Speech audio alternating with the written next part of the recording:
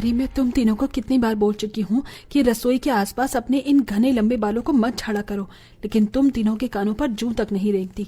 अब सारे खाने में बाल बाल हुआ पड़ा है, कोई कैसे खाए इस खाने को। माँ, आप हमेशा हम तीनों को बालों को लेके बोलती और डांटती रहती हो। तो कहाँ ही तुम मेरी बातों को मान ही लेती हो। आखिर करती तो तुम तीनों अपने मन की ही हो। बालों को खोल के घूमना, बस यही करो। माँ, हमारा भी मन करता है बालों में हेयर स्टाइल करना, सुंदर सी बालों को रखना, लेकिन आप हो कि हर वक्त बस बालों को बांध के रखने को बोलती हो।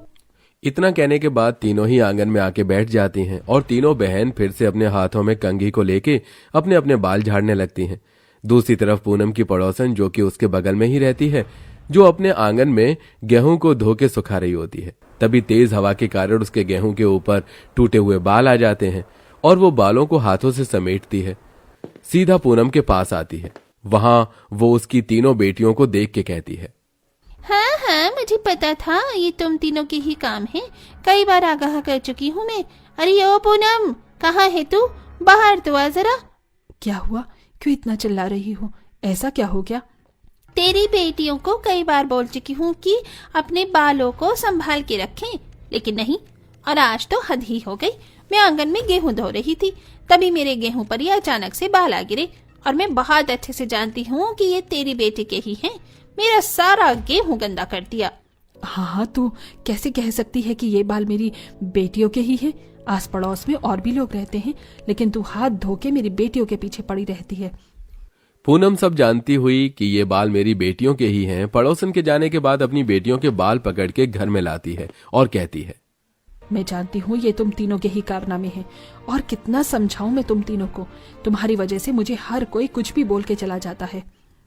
कुछ दिन बीतते हैं। रात का समय हो रहा होता है। पूनम अपनी तीनों बेटियों के साथ जमीन पर सो रही होती है। पूनम की बड़ी बेटी मेघना का मन उल्टी सा होता है और वो सबको सोता छोड़ अकेले छत पर टहलने चली जाती है।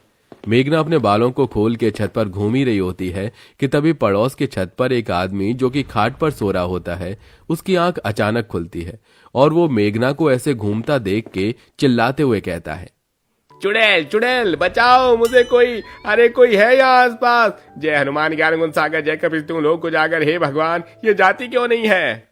उस आदमी की तेज आवाज सुन के कुछ लोग अपने अपने घर से बाहर आते हैं। वो आदमी सब लोगों को छत पर हुई चीजों के बारे में बताता है।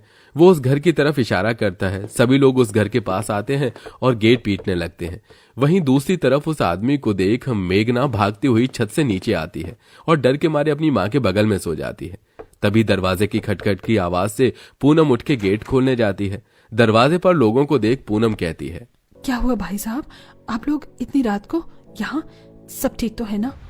अरे हम लोगों को छोड़ो, ये बताओ आपने घर में कौन सी चुड़ैल को पनाह दे रखी है तुमने? अरे मैंने अपनी आंखों से देखा है, तुम्हारी छत पर एक चुड़ैल थी जो अपने काले घने बालों को खोल के घूम रही थी। पूनम फिर समझ जाती है कि फिर से उसकी बेटी ने ही कुछ किया है। वो घर के अंदर जाकर अपनी तीनों बेटियों को उठा के बाहर लाती है और तीनों बेटी अपनी आंखों को मलते हुए घर से बाहर आती हैं। ये लो देख लो, अब आप लोग ही बता दो कि कौन सी चुड़ैल को आपने छत पर देखा। तभी वो डरा हुआ आदमी अपनी उंगली का इशारा मेघना की तरफ करता है। तब मेघना कहती है, नहीं नहीं, मैं कोई चुड़ैल नहीं हूँ। मेरी कुछ तबीयत ठीक नहीं थी, इस वजह से मैं छत पर घूम रही थी, और कोई बात नहीं है। सुन लिया आप लोगों ने, और अब देख भी लिया ना कि यहाँ कोई भूत नहीं है। पूनम सबको समझा बुझा के वहां से भेज देती है। कुछ वक्त गुजरता है और पूनम की तबीयत बहुत ज्यादा खराब हो जाती है।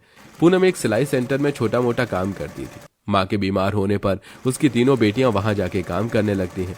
तीनों बहन कपड़ों को सिल ही रही होती हैं कि तभी वहां एक रईस घर की औरत आती है, जो उसके बालों को देखकर देखती ही रह जाती है। वो उसके पास जाती है और कहती है, तुम तीनों की ये असली बाल है ना या नकली है?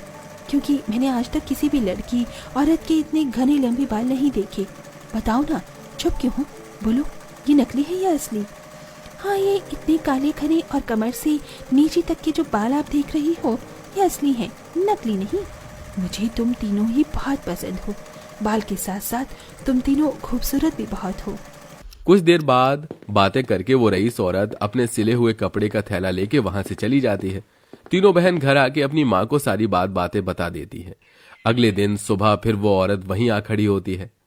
देखो, वो औरत आज फिर आई है। पता नहीं अब क्या पूछना होगा उसको हमसे। लेकिन ऐसा नहीं होता है। आज वो चुपचाप बस उन्हें देख रही होती है।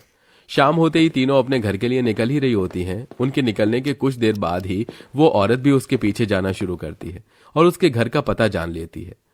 अगले दिन सुबह पूनम के घर के आगे बड़ी बड़ी गाड़ियों का आगमन होता है। वो औरत अपने तीनों बेटों को लेके पूनम के घर पहुंचती है। सबको देख पूनम हैरान होते हुए कहती है, कौन हो आप लोग और इस गरीब के घर क्या काम पड़ा आपको हम गरीब से? बताती हूँ, लेकिन क्या ऐसे ही खड़े खड़े मुझे कहीं बैठने को नहीं कहोगी? पूनम तीनों को एक साधारण सी कुर्सी पर बिठाती है और पानी लाकर देती है। तब वहां उसकी तीनों बेटियां आती हैं और उस औरत को देख अपनी माँ से कहती हैं, माँ, ये वही है जिनके बारे में हम तीनों आपको बता रहे थे। लगता है ये हमारे बालों का राज जानने हमारे घर तक आ गई। नहीं, इस बार मैं इसलिए आई हूँ, दरअसल मेरा शुरू से ही सपना था कि मेरे तीनों बेटों की जो बहुएं हों उनके बाल काले, घने और लंबे हों। मेरे बाल तो आप देख ही रहे हो, कभी भी ये कंधे से नीचे तक नहीं गए।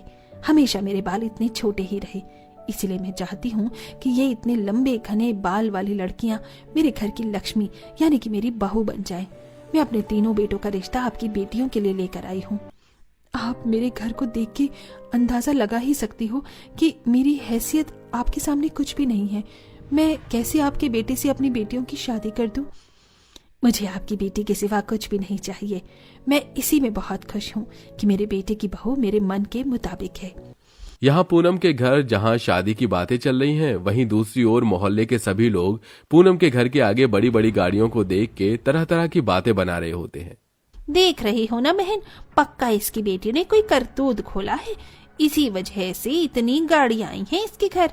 मैं न कहती थी, जरूर ये चुड़ैल मंजुलिका की तरह मनूस है। अब पता नहीं कौन सी मुसीबत अपनी बेचारी माँ पर लाएंगी। खैर, हमें क्या जाने दो। यहाँ वो लोग पूनम की बेटियों की शादी की बात करके चले जाते हैं। दिन गुजरता है। पूनम बहुत खुशी खुशी अपनी तीनों बेटी की शादी एक अमीर घराने में करा देती है। तीनों बेटियों का गृह प्रवेश होता है। अगले दिन सुबह तीनों ही लाल सुंदर सी साड़ी और गहनों को पहन के बालकनी में बाल झाड़ रही होती हैं। तभी उसकी सास वहां लोबान और कपूर का धुआं लेके आती है और उसके बालों में दिखाने लगती है, जिसे देख तीनों बोलती हैं, माँ जी, ये क्या कर रही हो? अरे माँ जी, बाल जल जाएंगे। बहू, ये कपूर लोबान का धुआं है, इससे तुम्हारे बालों में किसी की नजर नहीं लगेगी। मेरा सपना था कि मेरे बाल भी ऐसे हों, लेकिन दवाइयाँ खाने की वजह से मेरे बाल झड़ गए। अब मैं अपनी बहुओं के बालों को ही देख देख के खुश हो जाती हूँ। तीनों ही बहुएं जो अपने लंबे बालों की वजह से अपने मायके में रोज डांट खाती थी, लेकिन उन्हीं बालों की वजह से उन्हें एक अच्छा ससुराल मिल जाता है। तीनों ही अपना खुशहाल जीवन अपने ससुराल में व्यतीत कर रही होती हैं। कुछ दिनों बाद तीनों बेटियां कार में बहुत ही ज्यादा महंगी और सुंदर साड़ियां पहनकर अपनी माँ से मिलने जाती हैं। तभी उनको पड़ोसन देखकर उनके पास आती है। अरे क्या बात है मेघा बेटी, और बताओ, तुम्हारे ससुराल में सब ठीक है? अरे बेटी, मेरी बेटी पिंकी भी तुम्हारी बहन की तरह है। अगर इसके लिए कोई रिश्ता हो तो बताना। तो देखा दोस्तों आपने, इसे कहते हैं नसीब। जिन बालों की वजह से लड़कियों को इतना सुनना पड़ता था या फिर सब उन्हें मनहूस और चुड़ैल बनाते थे, उन्हीं बालों की वजह से आज वो एक अमीर घर की बहुएं बनकर राज कर रही थी। इसीलिए कहते हैं, जरूरी नहीं जिस चीज को हम अपने लिए श्राप समझ रहे हों, कभी कभी वो हमारे लिए वरदान बन जाता है।